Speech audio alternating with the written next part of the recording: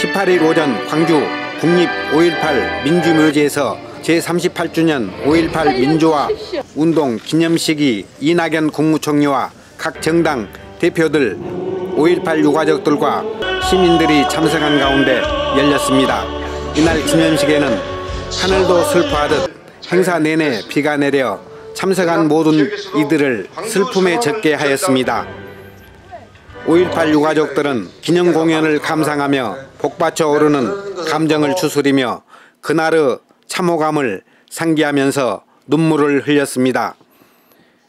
80년 5월 우리 광주 시민들은 군부 독재에 항거하여 독재 타도 민주주의를 외치다 우리가 세금을 낸 군인들에게 총에 맞고 짓밟히며 죽어갔습니다. 직접 사망 165명, 상이후 사망 110명, 행방불명 81명, 부상 3,559명, 남녀를 불문하고 가해진 가혹한 폭행과 고문, 그리고 인권유린 행위는 아직까지도 아물지 않는 상처로 지울 수 없는 고통으로 현재 진행형입니다. 세계에서는 5.18이 인정되어 유네스코에 등재되었으나 우리 국내에는 인정하지 않고 이견이 달라 안타까움을 주고 있습니다. 이낙연 국무총리는 기념사를 통해 과거 정부 범죄적 행태에 깊은 유감을 나타내면서 당시 국방부가 진실 왜곡을 주도한 정황도 드러나고 있다고 말했습니다. 기념사 도중 잠시 눈시울을 붉힌 이 총리는 5.18 특별법 진상규명위원회를 가동하면 진실이 밝혀질 거라고 강조했습니다. 5월 15일을 기해 서울의 대학생 시위는 수그러들었습니다. 그러나 광주는 오히려 일어났습니다. 17일 밤 비상계엄 전국 확대로 신군부는 정권 탈취의 야욕을 노골화했습니다. 그에 광주는 정면으로 맞섰습니다. 신군부는 군병력을 투입해 진압에 나섰습니다. 그래도 광주는 그들에게 무릎 꿇지 않았습니다. 그것이 광주입니다. 그들은 광주를 군화로 짓밟았습니다. 몽둥이로 때리고 칼로 찔렀습니다. 총으로 쏘았고 헬리콥터에서도 사격했습니다. 그래도 광주는 물러서지 않았습니다. 유혈의 현장에서 광주는 놀랍게도 질서를 유지했습니다. 배고픈 시위자에게 주먹밥을 나누었고 피 흘린 시위자를 위해 헌혈했습니다. 그것이 광주입니다. 80년에만 그런 것이 아닙니다. 일제 강점기에는 광주 학생들이 항일운동을 일으켜 3.1운동 이후 최대 규모의 전국적 시위를 선도했습니다. 해방 이후에도 광주 사람들은 정의로운 항거에 늘 앞장섰고 희생됐습니다. 그것이 광주입니다. 광주는 역사를 외면하지 않았습니다. 역사를 우회하지 않았습니다. 역사의 책임을 회피하지 않았습니다. 광주는 언제나 역사와 마주했습니다. 옳은 일에는 기쁘게 앞장섰고 옳지 않은 일에는 기꺼이 맞섰습니다. 그것이 광주입니다.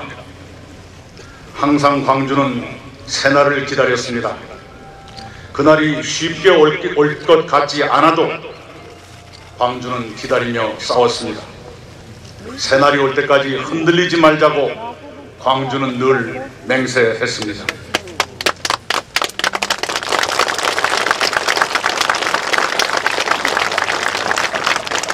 80년 5월 광주는 신군부의 정권 찬탈을 저지하고 싶었습니다. 대통령을 내 손으로 뽑고 싶었습니다. 국민의 뜻에 따라 정권이 바뀌는 날을 앞당기고 싶었습니다. 남과 북이 협력하며 평화롭게 사는 날을 보고 싶었습니다. 그날은 쉽게 오지 않았습니다.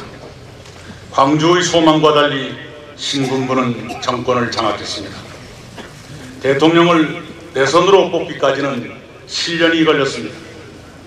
평화적 정권 교체가 이루어진 것은 5.18로부터 17년 후였습니다. 그때 탄생한 정부가 조국 분단 이후 최초의 남북 정상회담을 실현했습니다. 두 번째 남북 정상회담이 열린 것은 5.18로부터 27년 후였습니다. 그 후로도 역사는 직진하지 않았습니다. 대통령의 부패와 무능이 이어졌습니다. 남북한 사이에 대화는 단절됐고 대결은 첨예해졌습니다. 민주주의는 후퇴했고 국정은 농단됐습니다. 그에 따라 2016년 초겨울부터 6개월 동안 전국에서 연인원 1,700만 명이 참가한 촛불혁명이 일어났습니다. 5.18 정신은 촛불혁명으로 장엄하게 부활했습니다. 그 혁명으로 당시 대통령이 탄핵됐고 문재인 정부가 탄생했습니다. 역사는 문재인 정부에게 국정을 바로 세우고 민주주의를 살리라고 명령했습니다. 남북대화를 복원하고 한반도 평화를 정책시키라는 숙제를 주었습니다. 문재인 정부는 역사의 과제를 수행하고자 노력해왔고 상당한 성과를 올리고 있습니다. 1년 사이에 여러 분야의 국정을 바로 잡았습니다. 남북 정상회담을 신속히 열어 한반도 비핵화와 평화정착의 기틀을 마련했습니다. 문재인 정부는 기필코 민주주의를 모든 분야에서 내실화하고 한반도의 항구적 평화를 착근시키겠습니다. 안도현 시인은 말씀하셨습니다. 그날은 절대로 쉽게 오지 않는다. 그날은 깨지고 박살나 온몸이 너덜너덜해진 다음에 온다고 읊으셨습니다.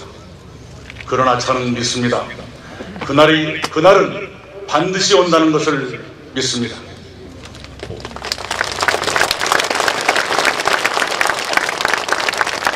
5.18 이후 38년의 역사가 그것을 증명합니다.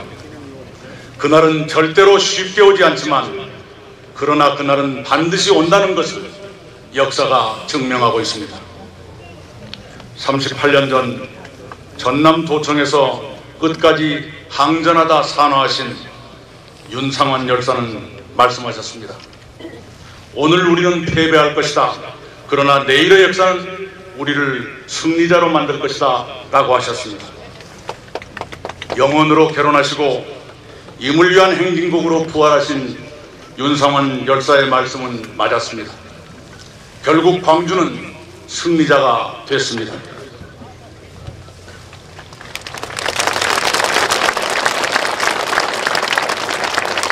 앞으로도 광주는 승리할 것입니다. 역사에서 정의가 끝내 승리하듯이 광주 정신은 끝내 승리할 것입니다.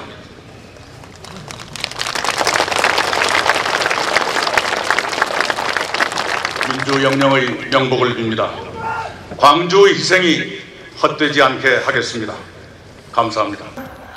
18일 국립 5.18 민주묘지에서 열린 제38주년 5.18 민주화운동 기념식은 공연과 영화, 드라마, 주도식으로 희생된 민주열사를 추모했습니다. 고 찰스 베츠 헌트리 목사 부인 마샤 헌트리 여사가 남편에게 보내는 편지 글에서 광주 시민들의 인간에는 너무나도 뜨거웠다며 우리가 사랑했던 광주가 이제 정의의 이름이 됐다고 말했습니다. 기념식은 임을 위한 행진곡 제창을 끝으로 행사를 마쳤는데 김성태 자유당 원내대표는 전년도 정우택 원내대표와 달리 임을 위한 행진곡을 끝까지 제창하여 눈길을 끌었습니다. CNN 21 방송 김주석입니다. TV CF, 라디오 CM, 선거 홍보 영상, 기업 홍보 및 기록 영화를 전문으로 기획, 촬영하여 제작하는 산여울 기획은 1등 제품을 2등 가격으로 공급합니다. 산여울 기획은 1980년부터 쭉 호남 영상예술과 같이 하고 있습니다. 산여울 기획. 방송 토요일 아침 광주의 목소리 아나운서 나선희. 소통의 아이콘이 되다. 당당하고 정확하고 따뜻한 스피치가 당신의 경쟁력입니다. 말 잘하고 싶은 분들께 잘 말하는 법으로 힘을 실어드립니다. 나선희 스피치 커뮤니케이션즈.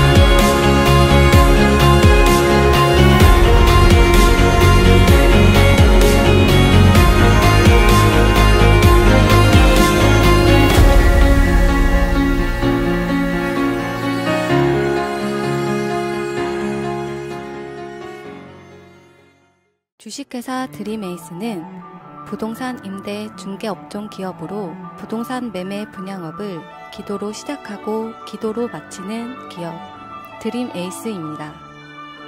부동산 중개업의 선두주자 드림에이스.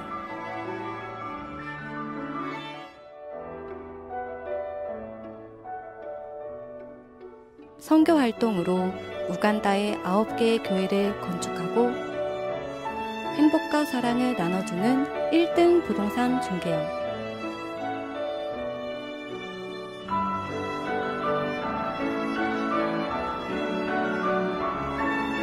꿈을 꾸면 이루어진다는 신념으로 일하는 드림에이스.